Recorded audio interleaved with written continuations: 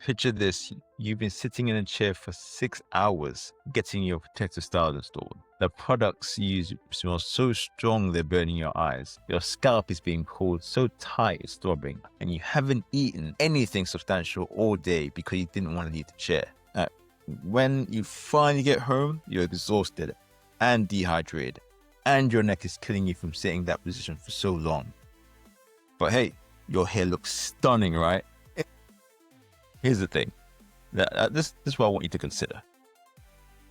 When did we start accepting that beauty has to come at the expense or the cost of your physical or our physical well-being? Today, we're going to dive into a topic that's close to my heart and affecting millions of people worldwide. The intersection of black hair and holistic wealth, or holistic health, I should say. We're talking about how some of our most beloved hair practices might be impacting our wellness in ways that we never considered, and how we can honor our traditions while still prioritizing our overall health. I'm Jay Roy, founder of Nike One, and this is the Health Hustle Podcast. Today, we're getting real about beautiful hair and a beautiful life, because you shouldn't have to choose between the two. Let me start by saying this. I have nothing but love and respect for the black hair culture. The artistry the creativity that we've turned our hair into crowns, well, not mine, but it's absolutely beautiful. But as someone who's dedicated his life to holistic wellness, I would be doing you a huge disservice if I didn't talk to you about some of the health impacts that often get overlooked. Let's start with something that might surprise you: the time factor. I've worked with clients who spend 8 to 12 hours in a salon chair multiple times a month. Think about what that does to your body. You're sitting in the same position for hours, often with your head craned forward, your shoulders hunched, barely actually doing any real movement. That's creating chronic tension in your neck, your shoulders, and your back. It's compromising your circulation. It's putting stress on your digestive system, and you're not eating regularly. And if you're doing this consistently, these aren't just temporary discomforts, as you might think. They're creating lasting musculoskeletal issues. I had a client, actually, let's just call her Keisha, because I'm not trying to put people out there, who came to me with chronic headaches and neck pain. She'd been to like doctors, she tried massage therapy, couldn't quite figure out what was going on. When we spoke to her about her lifestyle, because this is a good way of getting a gauge, we discovered she was getting her hair done not once, but twice a month, spending 6 to 8 hours each time in positions that were wrecking her posture and creating muscle imbalances. When we addressed her silent positioning, we said that bring like a neck pillow, taking movement breaks and doing specific stretches afterwards, her headaches dramatically improved. Now, let's talk about chemical exposure. Many of the products commonly used in black hair contain chemicals that with repeated exposure could impact your health. Relaxers contain sodium hydroxide or calcium hydroxide. These are powerful chemicals that can cause chemical burns if left on for too long, or applied hair dyes, especially darker colors, often contain PPD. This is I hate saying this word, perfluorine. The fact that I can't pronounce this word properly is enough to let you know that it probably shouldn't be anywhere near you. But this can cause allergic reactions that has been linked to like health concerns with long-term exposure. Even some protective styling products, the glues, the solvents, the synthetic materials can off-gas chemicals that you're breathing in for hours during application. I'm not trying to fearmonger here. I think we deserve to know what we're putting in our bodies so we can make informed choices. Then there's the scalp health. Tight braids, weaves that are sewn in so too tightly. Heavy extensions. These can cause traction alopecia, where the constant pulling damages your hair follicles permanently. But beyond that, they can cause chronic scalp tension, which leads to headaches and affects blood flow to your head and neck. And Here's something that people don't talk about enough: the impact on your sleep and recovery. When you have heavy extensions or styles that require you to sleep in specific positions, you're compromising your sleep quality. Poor sleep affects everything: your immune system, your metabolism, your mental health, your ability to recover from workouts. Absolutely everything. You know what? I've had clients that I'm not going to expose. I've had clients who couldn't do certain exercises because their hairstyles were too heavy or too restrictive. Imagine trying to do yoga or Pilates with 2 pounds of hair extensions pulling on your scalp. Your hair, your body has to compensate for that weight distribution, which can completely throw off your alignment and movement patterns, just so you're aware. There's also the financial stress component that we need to acknowledge. When you're spending £200 to £500 every few weeks on your hair, plus the time it costs, such a time cost, that can create real financial pressure. The financial stress is one of the biggest health stresses there is. It affects your sleep, your relationships, your decision-making around food and healthcare. Look, I'm not saying any of this to shame anyone or suggest that people should stop caring for their hair.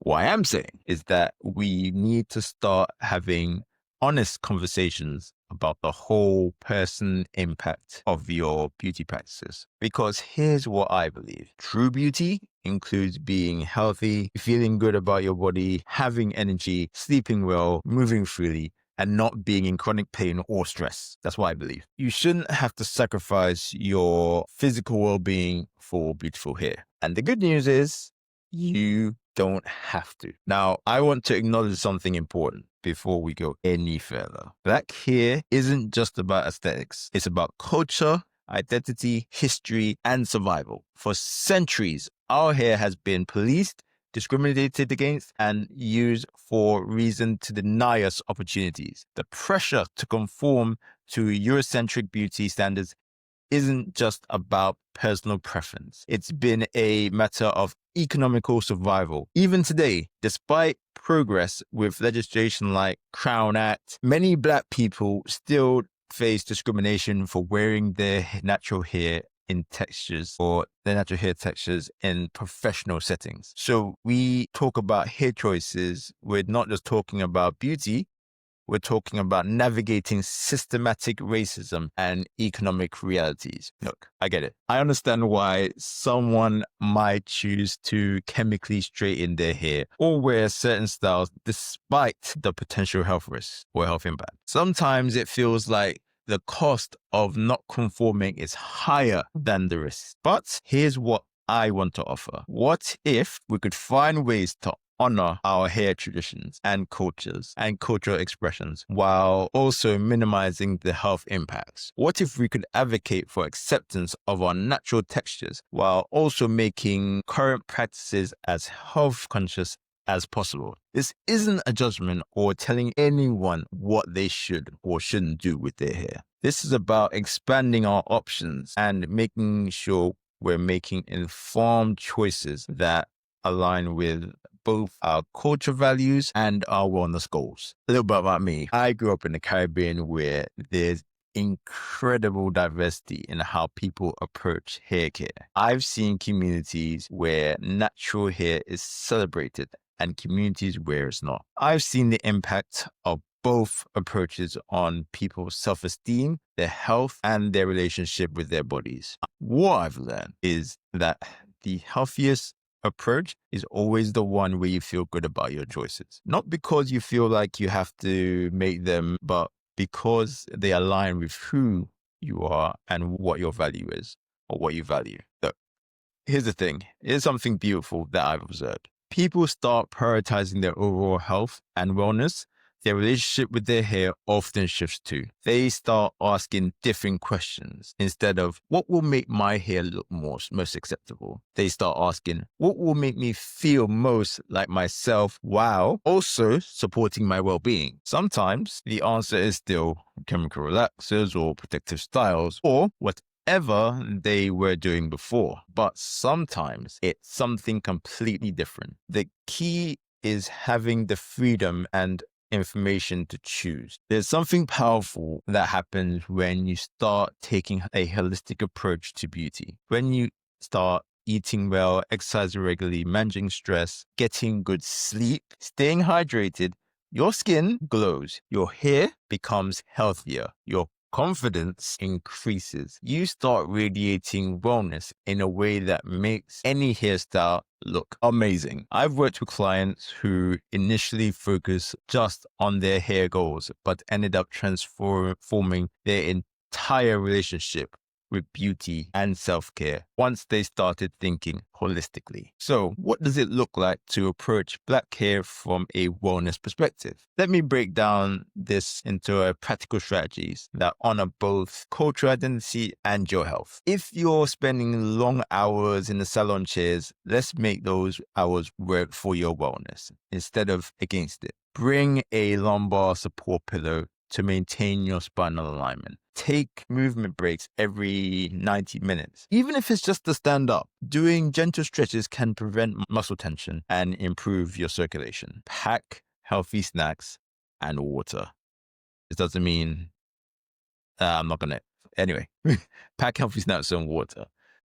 Long salon sessions often involve eating whatever's available nearby, which is usually fast food or a vending machine option. But your body needs sustained energy, especially if it's sitting for hours.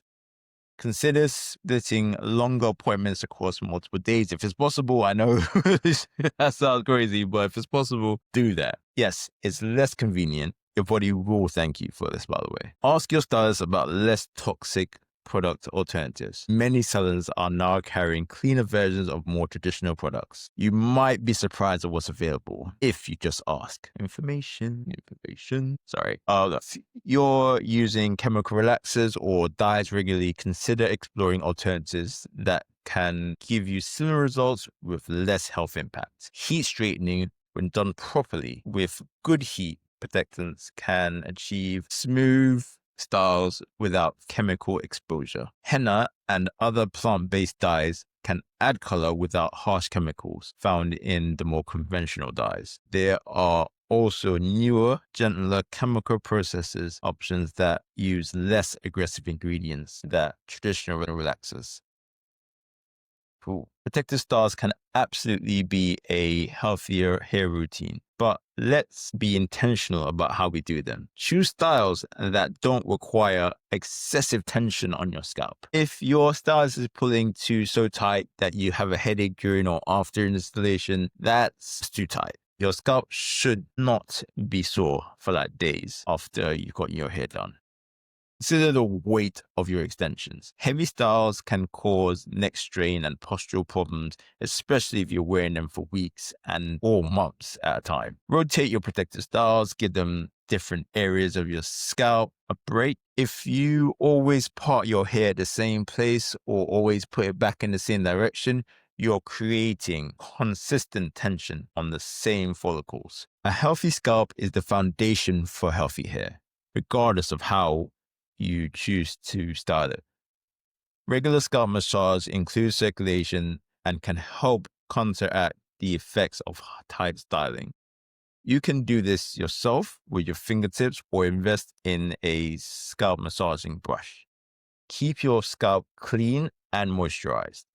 This might mean washing more frequently than the traditional advice would suggest, or what they would tell you to anyway, especially if you're using heavy products and experiencing buildup. Pay attention to the signs of scalp irritation or inflammation, redness, itchiness, bumps, excessive dryness. These are all your scalp's way of telling you that something needs to change. This is not a regular thing that you should think that this is okay. Now, beautiful hair starts from the inside outwards. Your hair follicles need proper nutrition to produce strong, healthy strands. Protein is crucial. Your hair is made of keratin, which is a protein. Make sure you're getting adequate, high-quality protein from sources like fish, eggs, legumes, and lean meat. I give a variety because I know some people are vegan and so forth. So, iron deficiency is a common cause of hair loss, especially in Black women. Dark leafy greens, red meat, and beans are good sources. Protein, vitamin D, and omega-3 fatty acids all support hair health. You can get these from foods or consider supplementation if your diet is lacking. But you should really try to look for the foods to get these things. But here's the key. Overall natural health matters more than any single nutrient. When your body is well nourished, your hair reflects it. Chronic stress is one of the biggest enemies of healthy hair. It can cause hair loss, thinning, and premature graying. It also affects your body's ability to absorb nutrients that your hair needs. This connects back to our previous episode about stress. When your nervous system is constantly activated, your body prioritizes survival over the things like hair growth, which is not so essential to survival. Regular exercise, adequate sleep, meditation, therapy. All of these support not just your overall health, but your hair health too. If you're spending hours in the salon chairs or your hairstyles are affecting your posture, you need to counteract that with intentional movement. Neck stretches, shoulder rolls, upper back stretching, or strengthening exercises. These can prevent musculoskeletal issues that come from prolonged static positioning. Consider yoga or Pilates, practices that emphasize spinal alignment and core strength. A strong, well-aligned body handles the physical stresses of beauty practices much better. Let me share with you a success story. I worked with a client, I'm going to hide her name, just for her not outing anybody here without their permission, Amara, who was experiencing chronic tension headaches and hair thinning. She was getting her hair relaxed every 6 weeks and wearing tight protective styles most of the time. We did not ask her to completely change her hair routine, but made strategic modifications. She extended her relaxer touch-ups every 8 to 10 weeks and used protein treatments in between. She started requesting looser protective styles and taking them out a week earlier than usual to give her scalp breaks. We also addressed her nutrition, her stress levels, and posture. She started doing daily scalp massages and weekly deep conditioning treatments with natural oils. Within 6 months, her headaches were gone. Her hair was thicker and stronger. She felt more confident about her appearance. She was still relaxing and protective styling, but she was doing it in a way that supported her overall wellness instead of compromising it. Let's get specific about what wellness-focused Black hair care looks like in practice. I'm going to give you strategies you can implement immediately regardless of your current hair routine. I'm going to call this one the pre-salon, pre-prep protocol. That would be. Anyway, before long salon appointments, eat a substantial, balanced meal with protein, healthy fats, and complex carbs. Bring water and healthy snacks. Bring a neck pillow and a lumbar support. Plan movement breaks every 90 minutes if it gets to that point. Let your stylist know about any scalp sensitivities or allergies. The reason I'm saying this is because some people do not talk to their stylist. They don't say anything. They keep quiet. Your stylist is not like psychic. They're not going to just know. So please tell your stylist. And if you're using chemical processing, always do patch test 24 to 48 hours before application. Make sure your scalp is healthy, that there's no cuts, there's no irritation, and there's no inflammation before treatment. Do not overlap relaxers. Only process new growth. Use deep conditioning treatments before and after chemical services. Space chemical treatments at least 6 to 8 weeks apart. Consider gentler alternatives like texturizers instead of full relaxers. For healthy protective styling, your scalp shouldn't hurt during or after installation. You should be able to wash your scalp regularly, like weekly is ideal. Take styles out after 6 to 8 weeks, maximum to give your hair and scalp a break. Sleep with a silk or satin pillowcase or scarf to reduce friction. As obviously keep it neat too. You know this. I'm just saying. Don't install protective styles on damaged or chemically processed hair without proper conditioning. You're going to do more damage than good to yourself, please. I'm going to give you guys a routine, the daily scalp care routine. So in the morning, light scalp massage with your fingertips while applying leave-in treatments. In the evening, a gentle brush with a boar bristle brush or a wide tooth comb. Weekly, you do a deep scalp cleansing and moisturizing treatment. Monthly, you want to do a professional or self-administered scalp massage with natural oils. Now, for your nutrition, you want to aim on a daily basis to aim for about 25 to 30 grams of protein per meal. Yeah, find out plenty of water and have colorful vegetables. And weekly, you want to include iron-rich foods like spinach, red meat, or beans. You want to consider supplements like protein, vitamin D, omega-3s, but check with your healthcare provider first, or your GP, or whoever it is that's looking after you.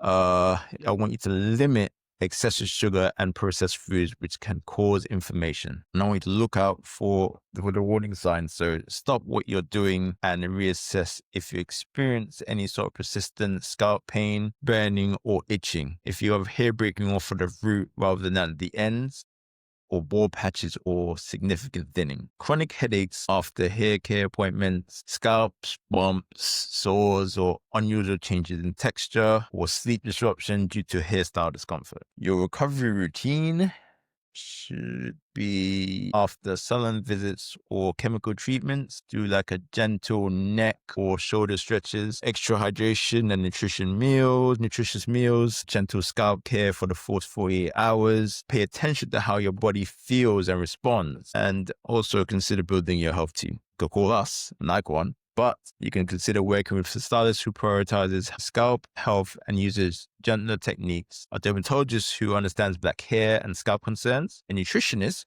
who's familiar with how diet affects their health, a physical therapist if you are experiencing chronic neck or back pain.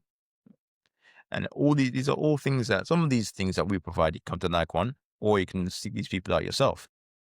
But it's important to have this team in place so you can be looked after. And you want to have the monthly health check-in. So ask yourself, how does my scalp feel on a day-to-day basis? Am I experiencing any chronic pain or tension due to my hair practices? Is my hair getting stronger and healthier over time? Do my hair choices align with my overall wellness goals?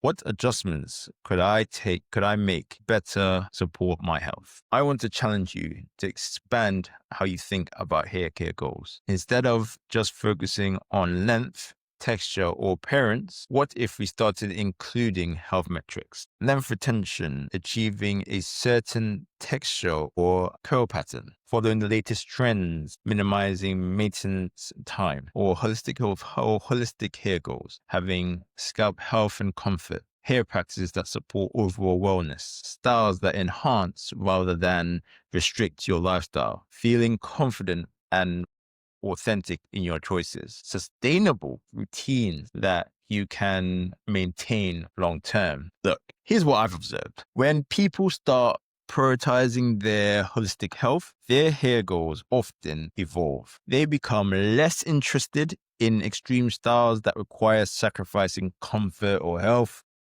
and more interested in approaches that make them feel vibrant and authentic. This doesn't mean giving up beautiful, creative hairstyles.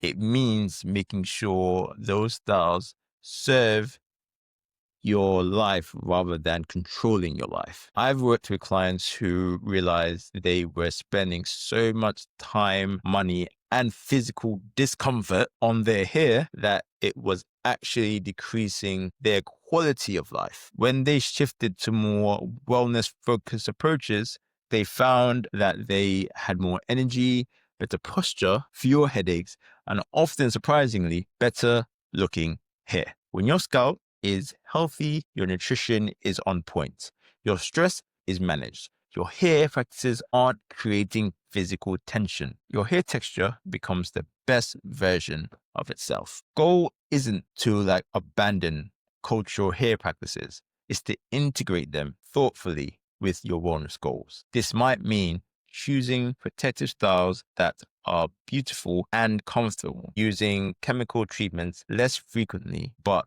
with better scalp preparation and aftercare, investing in higher quality, less toxic products, working with stylists who understand both aesthetics and health, making hair decisions based on how they make you feel physically, not just how they look. Remember, there's no one-size-fits-all approach to this. What works for your style, your hair type, your budget, and your values might be completely different to what works for someone else. The key is making conscious, informed choices than just following trends or traditions without question. Here's what I want you to take away from today's episode. You deserve to have beautiful hair and feel amazing about your body. These aren't competing goals. They can absolutely work together. Your hair is part of your identity, your culture, your self-expression, but it's not worth sacrificing your physical health, your comfort, your overall well-being. The most beautiful thing about you isn't just how your hair looks. It's how you feel when you wake up in the morning, how you move through the world, how confident and vibrant and healthy you are. When you approach hair care from a wellness perspective, everything gets better. Your hair becomes healthier. Your body feels better. Your relationship with beauty becomes more sustainable and joyful. This conversation is bigger than just hair. It's about redefining what it means to take care of ourselves as whole human beings. It's about honoring our cultural traditions while also advocating for our health. It's about making choices from a place of love and respect or self-respect rather than fear and obligation. If this episode has sparked some thoughts about your own hair and wellness journey, I want you to encourage you to start small. Pick one thing from today's discussion. Maybe it's bring a neck pillow to your next salon appointment, or doing daily scalp massages, or having a conversation with your stylist about gentler products. Check out our compatibility quiz at NikeOne.co. That's www.NikeOne.co. If you're interested in taking a more holistic approach to your wellness, that includes how you care for your hair and your whole body. Share this episode with someone who might benefit from thinking about hair care differently. These conversations matter and they're long overdue. And remember, your crown is beautiful, but your whole being is what makes you truly radiant. Until next time, this is J-Roy reminding you that true beauty always includes feeling good from the inside out.